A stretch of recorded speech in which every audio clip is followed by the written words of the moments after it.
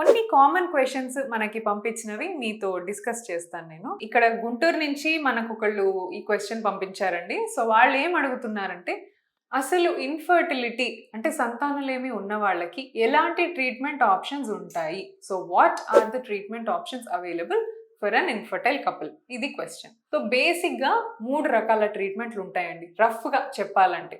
First treatment వచ్చేసి natural పద్ధతిలో మీకు కొన్ని మందులు ఇచ్చి జస్ట్ మెడిసిన్స్ హెల్ప్తో మీరు కన్సీవ్ అయ్యేలాగా డాక్టర్ ప్లాన్ చేస్తారు. అంటే వైఫ్కి కొన్ని స్కాన్లు చేస్తారు, ఎగ్ ఎట్లా పెరుగుతుంది చెక్ చేస్తారు, హస్బెండ్కి ఒకసారి కనాల్ టెస్ట్ అంటే స్పర్మ్ టెస్ట్ చూస్తారు, స్పర్మ్ కౌంట్ బాగుందా, everything is in place, motility అన్నీ కరెక్ట్గా ఉన్నాయా చూసుకుంటారు.